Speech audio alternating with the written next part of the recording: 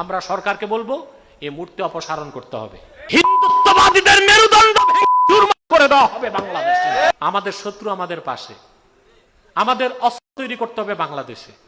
বাধ্যতামূলক বাংলাদেশে সকল মাদ্রাসা স্কুল কলেজের ছাত্র 18 বছর বয়স হলে প্যারা মিলিটারি ট্রেনিং দিতে হবে। আমরা রংপুরের ঘটনার ক্ষেত্রে সরকারকে বলবো জিরো টলারেন্স নীতি অবলম্বন করতে। যে সরকার পদক্ষেপ না নেয়, মবক্রেসি জনগণ বাধ্য হয়ে আইন হাতে তুলে নিবে, মূর্তিকে অপসারণ করে নাপাক মূর্তি বাংলাদেশ থেকে হিন্দুস্তানে ফেলে দিবে ছুঁড়ে। আপনারা প্রস্তুতি রাখুন, যদি এই দেশে আলেম ওলামা ডাক দেয় আপনারা সাড়া দিবেন ইনশাআল্লাহ। বিডিআর লাগবে না, সেনাবাহিনী লাগবে না। মুসলমান যদি হাতে তুলে মার্চ করে মুদির ধুতি ঢিলা হয়ে যাবে, সব হরে রাম করতে করতে বাড়িতে ঢুকবে। আমাদেরকে মজবুত থাকতে হবে। রংপুরে পলাশবাড়িতে খুব সম্ভবত হিন্দুরা মূর্তি তৈরি করছে একটা, জানেন আপনারা? রাম মূর্তি, রামের মূর্তি তৈরি করেছে। আর মুসলমান যারা প্রতিবাদ করেছে তাদেরকে মৌলবাদী এবং জঙ্গি বলে তকমা দিয়েছে, নাউজুবিল্লাহ বলে। আচ্ছা বলেন তো ভাই, হিন্দুরা যতটা নিরাপদে বাংলাদেশে আছে, মুসলমানরা ভারতে তার 10 ভাগের 1 ভাগ নিরাপত্তা পায়? সেখানে মসজিদগুলোকে তালা দেওয়া হয়। আমরা দেখেছি শুভেন্দু, এই কুখ্যাত সন্ত্রাসী যখন পশ্চিম বাংলার মুখ্যমন্ত্রী হয়েছে, মসজিদের ভিতরে ঢুকে সেজদারত মুসল্লির মাথায় পা দেওয়া হয়েছে, গরু কোরবানি করতে দেওয়া হয় নাই, চরম নির্যাতন করা হয়েছে। তার প্রতিবাদে প্রতিশোধ নিতে যে বাংলাদেশে কোনো হিন্দুর গায়ে আমরা আঘাত করছি? কারণ আমরা ইসলামের আদর্শে বিশ্বাসী। কোন এক এলাকার হিন্দুদের অপরাধে এই এলাকার হিন্দুদেরকে জুলুম করা যায় না।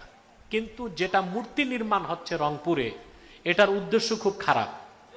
এক হচ্ছে মূর্তি নাপাক, যেখানে মূর্তি থাকে আল্লাহর রহমত সেখানে থাকে না। বিশাল আকৃতির একটা মূর্তি তারা নির্মাণ করলো কি করে? প্রশাসন বাধা দেয় নাই কেন? এটা আমাদের প্রশ্ন। আগেই তো বাধা দেওয়া দরকার ছিল।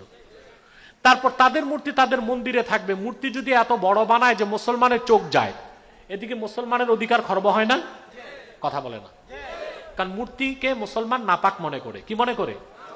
অতএব তাদের ধর্মীয় অধিকার রক্ষা করতে যে সংখ্যাগরিষ্ঠ মুসলিম যারা এই বাংলাদেশকে সৃষ্টি করেছে, তাদের অধিকারকে খর্ব করা কোনো অবস্থায় মেনে নেওয়া হবে না।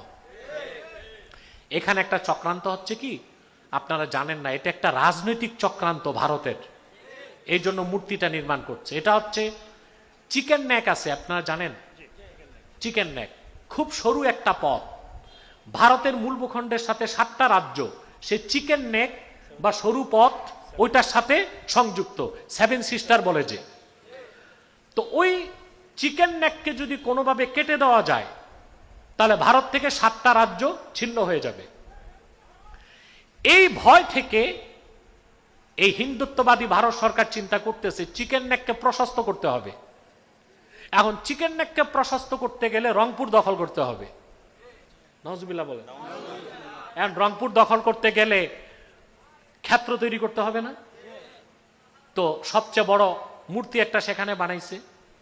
তারপর তাদের প্ল্যান হচ্ছে সারা দেশ থেকে হিন্দুদেরকে সেখানে নিয়ে যাবে, হিন্দু সংখ্যাগরিষ্ঠতা দেখাবে। তারপর এক সময় ওই এলাকার হিন্দুরা স্বাধীনতার দাবি করবে। নাউজুবিল্লাহ বলেন। সিকিম নামে একটা রাষ্ট্র ছিল, জানেন? সিকিম একটা স্বাধীন রাষ্ট্র ছিল। এই রাষ্ট্রটাকে ভারত দখল করছে। ওখানে একজন মুখ্যমন্ত্রী ছিল লেন্দুব দর্জি। কি নাম? এই লেন্দুব দর্জি ছিল রয়ের এজেন্ট। একদিনে ত্রাস করে লেন্দুব দর্জি সিকিমকে ভারতের হাতে তুলে দিয়েছে। একটা দেশ স্বাধীনতা হারাইছে। তো ওদের চক্রান্ত হচ্ছে রংপুরে মূর্তি নির্মাণ করবে, হিন্দুদের সাংস্কৃতিক চর্চা বাড়াবে, হিন্দু সংখ্যা বাড়াবে, নির্বাচনে তারা জিতে যাবে, কোনো এক সময় তারা স্বাধীনতার দাবি করবে, ভারত তখন হস্তক্ষেপ করবে। এক সাগর রক্তের বিনিময়ে তা হতে দেওয়া হবে না। হিন্দুত্ববাদীদের মেরুদণ্ড ভেঙে চূর্ণ করে দেওয়া হবে বাংলাদেশে। আমরা সরকারকে বলবো এই মূর্তি অপসারণ করতে হবে। আর রংপুরের, বাংলাদেশের অংশ রংপুরের ক্ষেত্রে প্রশাসনকে সর্বোচ্চ দৃষ্টি দিতে হবে। পাশাপাশি আমাদের শত্রু আমাদের পাশে। আমাদের অস্ত্র তৈরি করতে হবে বাংলাদেশে।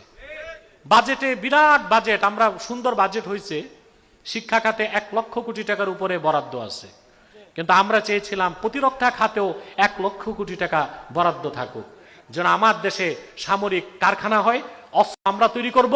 আর আমি সরকারকে, ইন্টারিম গভর্নমেন্ট ইউনূস সরকারকে বলেছিলাম, বাধ্যতামূলক বাংলাদেশে সকল মাদ্রাসা, স্কুল, কলেজের ছাত্র 18 বছর বয়স হলে প্যারা মিলিটারি ট্রেনিং দিতে হবে।